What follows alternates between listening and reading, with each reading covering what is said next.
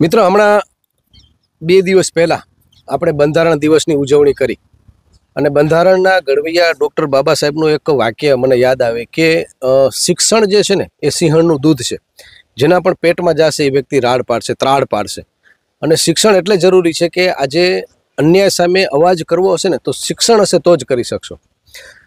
શિક્ષણ એક બેઝ છે કોઈ પણ રાષ્ટ્રને મહાસત્તા બનાવી હોય, અને એના માટે આપણે કેટલા પ્રયત્નશીલ છીએ એ આપણા એજ્યુકેશન ઉપરથી દેખાય છે. 90 દિવસ પહેલાં અહીંયા કાંઈ જ નહોતું અને માત્ર એક સપાટ જમીન, એક પ્રેસ કોન્ફરન્સનું આયોજન કરવામાં આવે છે અને પ્રેસ કોન્ફરન્સમાં એક અદ્ભુત, એક બહુ સારી એક શાળાનો એક સંકલ્પ લઈને એ પ્રેસ કોન્ફરન્સ થઈ. પણ પછી એમ થયું કે આ કામ ક્યારે શરૂ થશે, એનું નિર્માણ કેવી રીતે ચાલુ થશે અને ફાઉન્ડેશન ક્યારે પૂરું થશે, આ બધા જ પ્રશ્નોનો ફરી એકવાર મને સવાલ થયો. ને આજે મુન્દ્રાની મુલાકાત મારી ટીમ સાથે આવ્યો છું ત્યારે king education and welfare trust દ્વારા અલ ફતેહ એકેડમીની જે આ શાળા જે છે એનું ફાઉન્ડેશન જે છે પૂરું થયું છે. અને એમ કહેવાય છે કે કોઈ પણ સ્ટ્રક્ચર, મકાન હોય કે કોઈ મોલ હોય કે કોઈ બિલ્ડિંગ હોય, એનું જ્યારે પ્લિન્થ લેવલનું કામ થાય ને ત્યારે 25% કામ થઈ ગયું એમ કહી શકાય. તો ફરી એકવાર હું તમામ ટ્રસ્ટીઓને, દાતાઓને અભિનંદન આપીશ કે તમે જે કીધું છે ને એ પાછળ દેખાય છે. તો સૌપ્રથમ આપણી સાથે જે છે હનીફભાઈ છે, ગુલામભાઈ છે, ફારૂકભાઈ, હનીફભાઈ અને ગુલામભાઈ. તો આ તમામને જે છે અને અન્ય મિત્રો પણ આપણી સાથે જોડાશે. પણ સૌપ્રથમ હનીફભાઈ પાસે આવીશ કે હનીફભાઈ, કેટલી ખુશી છે આજે, કહી શકાય કે પાયા જે છે એ તો મજબૂત થઈ ગયા છે, હવે ખાલી સ્ટ્રક્ચર ઊભું કરવાનું છે. તો મળીએ આપણે હનીફભાઈને. મને તો અનહદ ખુશી છે, કેમ કે સ્કૂલ છે મુન્દ્રા તાલુકા મુસ્લિમ સમાજ અને અન્ય સમાજો માટે પણ શાળા છે ને એ એકદમ મહત્વની છે.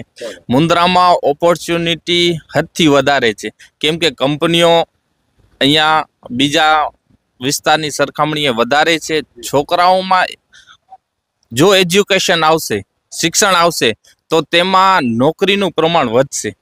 બીજા પ્રદેશોના વ્યક્તિઓ, આપણે કહી શકીએ કે ભારતભરના તમામ પ્રદેશના વ્યક્તિઓ અહીંયા આવે છે અને નોકરીઓ સારી એવી પોસ્ટો ઉપર લાગે છે, જ્યારે અહીંયાના લોકલ વ્યક્તિઓમાં એજ્યુકેશનનો લેવલ એકદમ ઓછું છે. જો એજ્યુકેશનનો લેવલ એમાં વધારે, એ એજ્યુકેશન સારું લેશે તો એમની સારી પોસ્ટો ઉપર એમની નિમણૂક થશે. મુન્દ્રા તાલુકામાં સમજી લો ને કે એજ્યુકેશનનો લેવલ સૌથી ઓછું છે. અહીંયા 5 થી 10% માણસો એવા છે જે પૈસાની રીતે સમૃદ્ધ છે, પણ અહીંયા 90 થી 95% લોકો એવા છે જે પોતાનું કમાઈ અને ખાય છે. સમજી લો ને, ઇંગ્લિશ મીડિયમ શાળાની ફીઓ છે એ હદથી વધારે છે. એ ફી ભરવા જાય તો લાઇટ બિલ નથી ભરી શકતા, લાઇટ બિલ ભરે તો ફી નથી ભરી શકતા. રોજનો રાશનનો ખર્ચો એટલો છે, એમનો પેટ્રોલ, ગાડીઓના પેટ્રોલનો ખર્ચો એટલો છે. એ ખર્ચામાંથી એમને એક પેઢીને આપણે બહાર લાવશું ને તો બીજી પેઢી આપમેળે સુધરી જશે. એટલા માટે યુવાનોને જ્યારે અમારી ટીમને વિચાર આવ્યો કે મુન્દ્રા તાલુકા માટે આપણે કંઈક એવું કરવું છે જે ઐતિહાસિક હોય. એ ઐતિહાસિક પગલામાં જ્યારે દરેક વ્યક્તિ જોડાણા, આજે તમે જોઈ શકો છો કે 25% થી વધારે કામ પૂર્ણતાના આરે છે. હવે આપણે કહીએ કે આપણા કોન્ટ્રાક્ટર ગુલામભાઈ અને મુનીરભાઈની અનંત મહેનતથી ઈ કે છે કે ઝડપીમાં ઝડપી આપણને બનાવવું છે કે સ્કૂલનો જેમ બને તેમ જલ્દી આપણે ઉદ્ઘાટન કરીએ.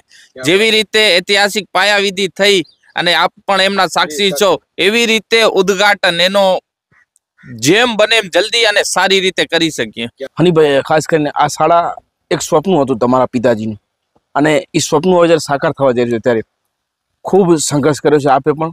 આપ એટલા વિદ્વાન છો, હાલ ખૂબ ભણીને આપ પણ પ્રગતિ કરે છે. ત્યારે જ્યારે આ શાળા ચાલુ થશે અને જ્યારે બાળકો જ્યારે આ શાળાની અંદર આવશે ત્યારે એ દ્રશ્યો હનીફભાઈ કઈ રીતે જોઈ રહ્યા છે? દરેક વ્યક્તિનું સપનું હોય છે કે એ સમાજ અને પોતાના વિસ્તાર માટે કંઈક કરે.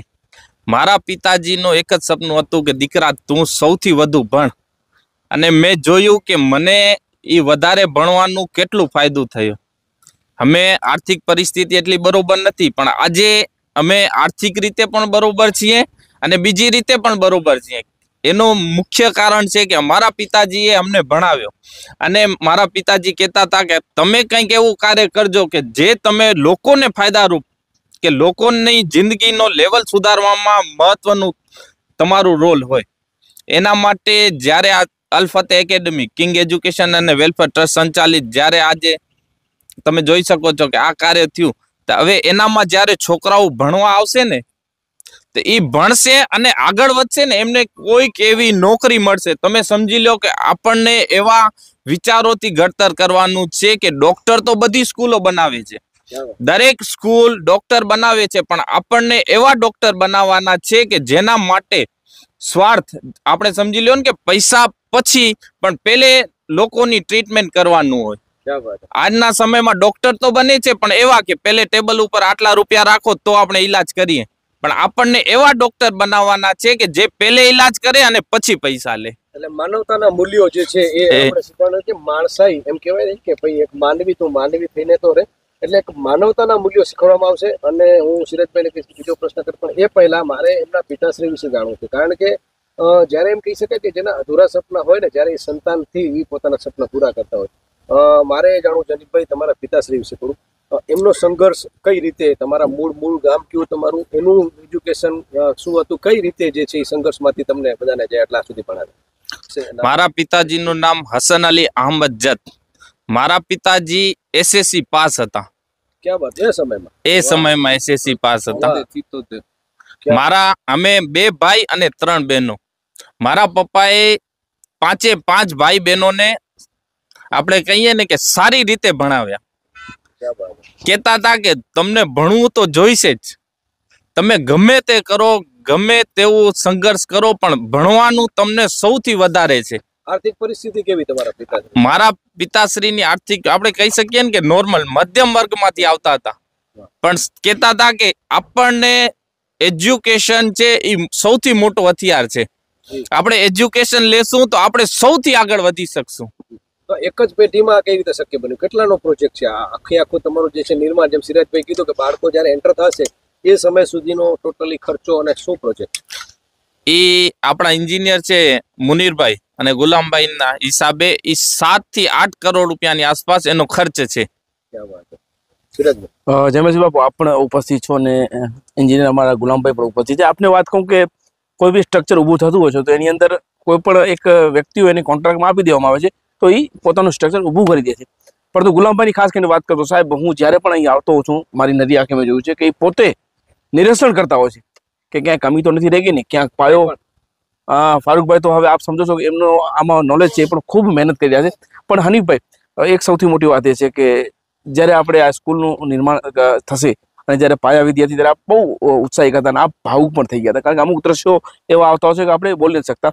અને ખૂબ સારી વાત કરી કે ડૉક્ટર કોઈ પણ હોસ્પિટલમાં અલગ થાય તો પોતાનું ક્લિનિક ખોલે છે, પણ હજી સુધી મેં નથી સાંભળ્યું કોઈ શિક્ષક સ્કૂલમાંથી બહાર નીકળીને કોઈ મોટી શિક્ષા સ્કૂલ બનાવી શકે, એવું મેં નથી સાંભળ્યું. પરંતુ આપે બહુ સારું આપ્યું. હજી ઘણા એવા દાતાઓ છે જે તમને ડોનેશન પણ આપી રહ્યા છે, પરંતુ આ નિર્માણ, આ શાળા બનાવવા માટે તમને વિચાર કઈ રીતે આવ્યા અને આ શાળા બન્યા બાદ હનીફભાઈ જત આ શાળામાં એમનો શું રોલ હશે? શાળાનો વિચાર એટલે આવ્યો કે આપણે જોયું કે મેં પોતે મારા ઉપરથી કહી શકું કે મેં એજ્યુકેશન શિક્ષણ લીધું જેના કારણે મને ફાયદો થયો, તો આપણે એવું શું કામ કંઈ ન કરીએ કે જેના લીધે આખા સમાજને, આપણા વિસ્તારને ફાયદો થાય.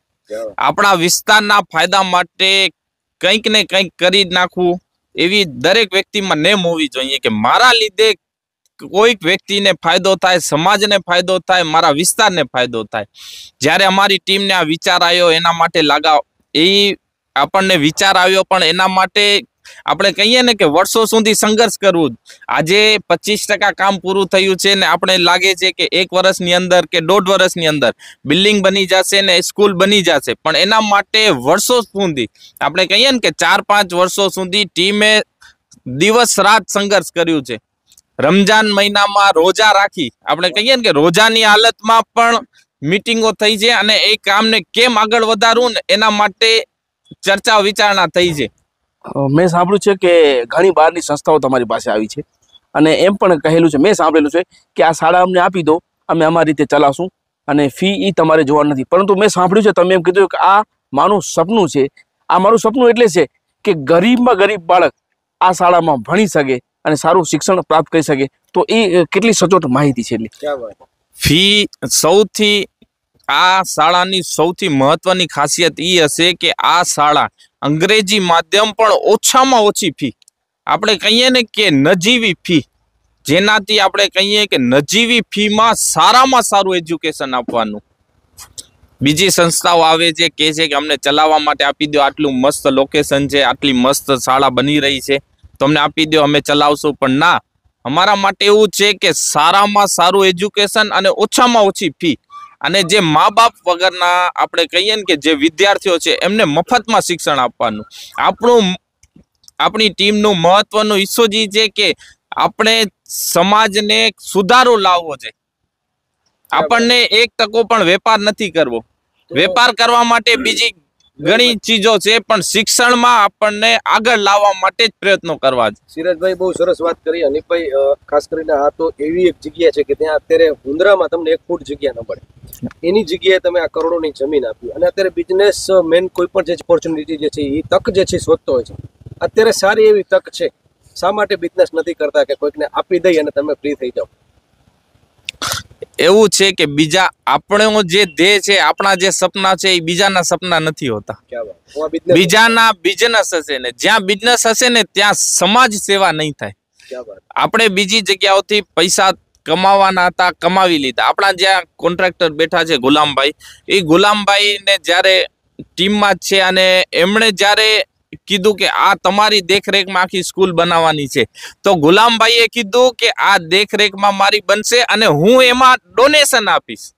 તમે સમજ્યા કે પૈસા લેવાની વાત, કોન્ટ્રાક્ટર હોય એ વિચારે કે હું આ કામ કરું તો મને આટલા રૂપિયા મળવા જોઈએ, પણ એની જગ્યાએ ગુલામભાઈએ કીધું કે હું આ કામ તો ફ્રીમાં કરાવી જ દઈશ, આખું કામ મારી દેખરેખમાં ફ્રીમાં થશે, પણ એનામાં હું પણ ડોનેશન આપીશ.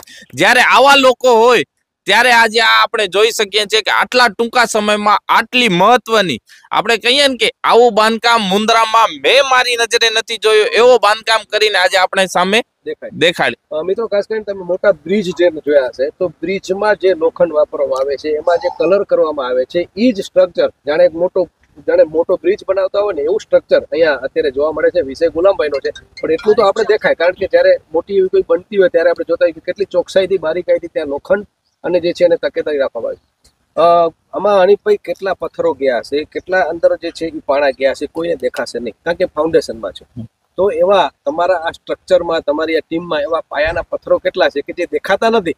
ફ્રન્ટમાં તો અનિકભાઈ, ગુલામભાઈ, ફારૂકભાઈ છે, તો એવા કેટલા પથ્થરો છે? બીજું કે એક અકેલા ચલા થા મિલકે બોજ ઉઠાના. તો તમામ દાતાઓ જે છે તમારી સાથે જોડાયા છે, એ તમામને કઈ રીતે બિરદાવશો? આપણે કહીએ ને કે દેખાતા હોય છે અને ન દેખાતા હોય છે એવા વ્યક્તિઓ ઘણા હોય છે, અને એમનો રોલ મહત્વનો છે. મુખ્યત્વે દેખાતા વ્યક્તિઓમાં યુસુફ સાહેબ ખત્રી છે, કે મુનીરભાઈ ખત્રી છે, ગુલામભાઈ છે, કે હું છું, કે ફારૂકભાઈ છે, કે સિરાજભાઈ છે, ઇમરાનભાઈ મેમણ, રબાની, મહેંદી, એવા વ્યક્તિઓ દેખાય છે, પણ એનામાં મહેનત તો દરેક વ્યક્તિઓને તન, મન અને ધનથી દરેક વ્યક્તિઓ, આપણે કહીએ ને કે એક એક પથ્થર પડે ત્યારે એક બિલ્ડિંગ બને છે. આ બિલ્ડિંગ માટે ઘણા એવા વ્યક્તિઓ છે જે તન, મન અને ધનથી મહેનત કરી રહ્યા છે, ત્યારે આજે આપણે આ બિલ્ડિંગ બનતા જોઈ રહ્યા છીએ. બાપુ, આપણે વાત કરું કે બહુ ભાવુક વાત છે કે જ્યારે પાયાવિધિ હતી ત્યારે સ્ટેજની અંદર પબ્લિક, મારા ખ્યાલથી અમારી સમાજનો આવો મોટો ઇવેન્ટ કદાચ પહેલી વાર થયો છે. પબ્લિક સ્કૂલ માટે પહેલી વાર થયો. એક બાળક હતું, હું રૂબરૂ બાળકને મળ્યો તો બાળકે પોતાના એ રૂપિયા ભેગા કર્યા હતા, 6000 રૂપિયા ભેગા થયા હતા. એ સમયે બોક્સ લઈને આવ્યો અને બોક્સ મને કહે છે કે આલો સિરાજભાઈ મારા પૈસા. મેં તો શેના પૈસા છે? કે મારે સ્કૂલમાં આપવા છે. મેં તો કાં? કે મને અમારા પિતાએ મને પૈસા આપ્યા ને મેં ભેગા કરીને મારા 6-1000 રૂપિયા છે. મેં તો કાં? તારે શું કામ આપવા છે? કે આપણી સ્કૂલ બની રહી છે. એટલે એક ભાવુક પણ કરે છે આવા દ્રશ્યો, અને અમને એક ઉત્સાહિત કરે છે. એટલે હનીફભાઈની મહેનત દેખાઈ રહી છે. લોકોએ દિલ ખોલીને દાન પણ આપ્યું છે, અને લોકો હજી પણ આપવા દાન તૈયાર છે. એવા ઘણા એવા દાતાઓ છે હનીફભાઈ કે જે નામ નથી લીધું, જે તમને કીધું છે કે મારું નામ ન દેશો, હું આ ડોનેશન આપીશ. એવા દાતાઓ વિશે હનીફભાઈ શું વિચારી રહ્યા છે? આપણે કહીએ ને કે સમાજની તરક્કી ત્યારે જ થશે કે જ્યારે દરેક વ્યક્તિ પોતાનો કંઈક ને કંઈક હિસ્સો એમાં આપશે. જેના પાસે ધન છે ને એ વ્યક્તિઓ ધન આપી રહ્યા છે. આપણે કહીએ કે જેના પાસે જે વસ્તુ છે, આપણે દ્રબના જે છોકરાઓ છે ને, અદાબા અને એમની ટીમ, એ મશીનરી માટે આપણે રાત્રે 2 વાગે કહીએ ને કે સ્કૂલ માટે આ મશીનરીની આ જરૂર છે તો રાત્રે આવી અને 2 વાગે પણ એ વસ્તુ હાજર થઈ જાય છે.